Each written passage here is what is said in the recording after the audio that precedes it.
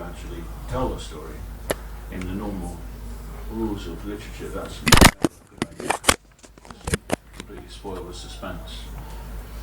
But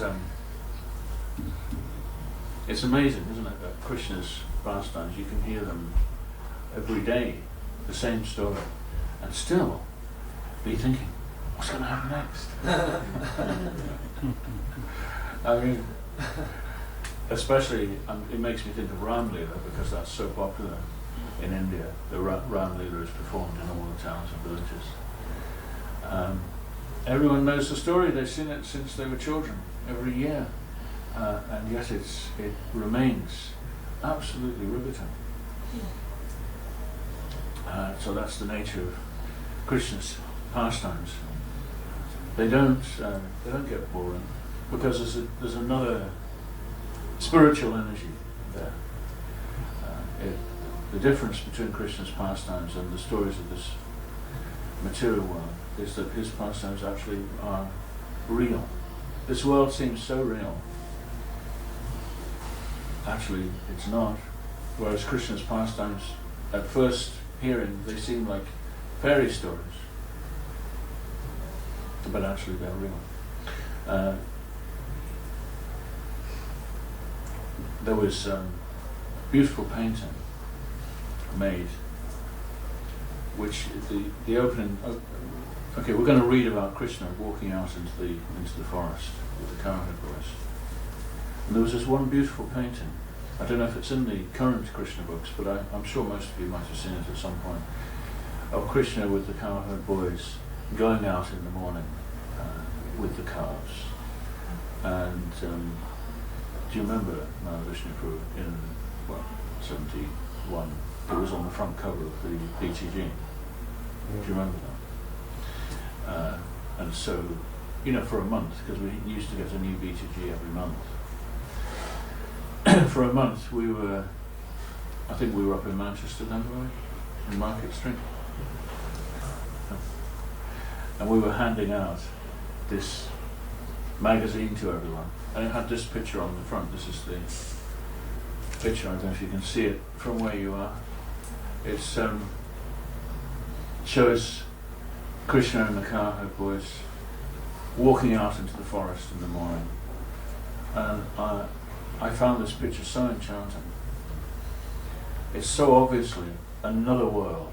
When you first see it, you might think, oh, this is a fairy story, but there's something very profound about it. The grass is yellow, the trees are orange, the sky is pink.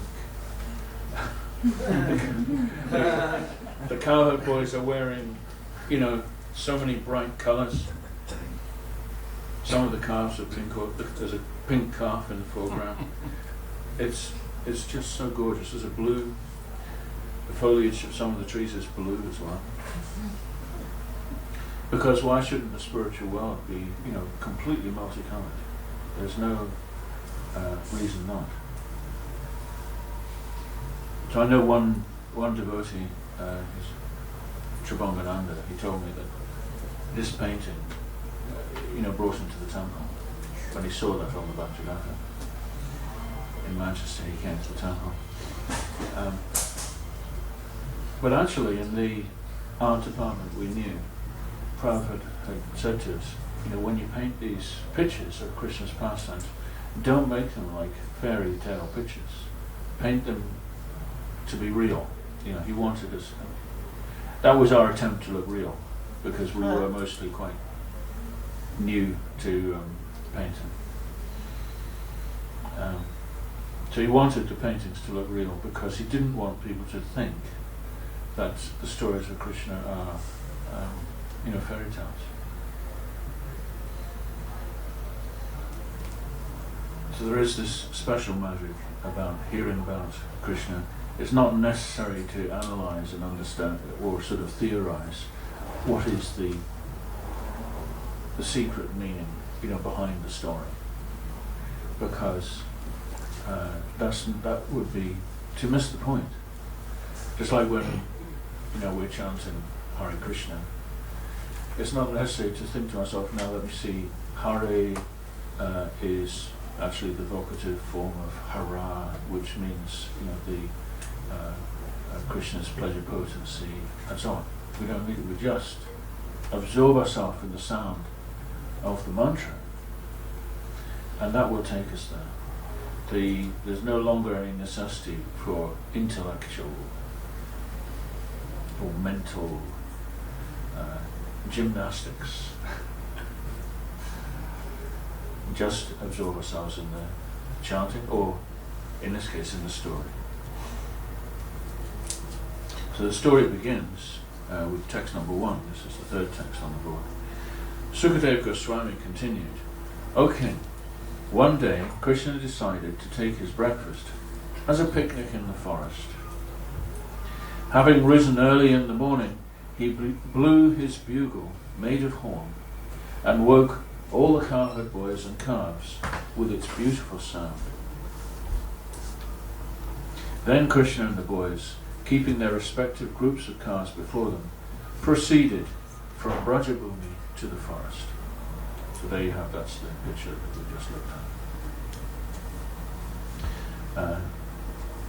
Bhagavatam says here that Krishna blew his bugle made of horn. Have you ever noticed that Krishna has a bugle made of horn downstairs? I hadn't really noticed it much, but the other day when we were painting Krishna, I realized, my goodness, what a beautiful horn Krishna's carrying. How long has he had that?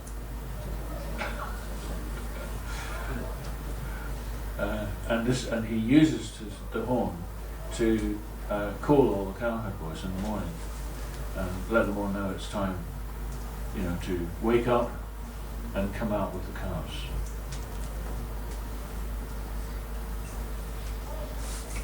At that time, text number 2, at that time hundreds and thousands of cowherd boys came out of their respective homes in Brajabhumi and joined Krishna, keeping before them their hundreds and thousands of groups of calves. The boys were very beautiful, and they were equipped with lunch bags, bugles, flutes, and sticks for controlling calves.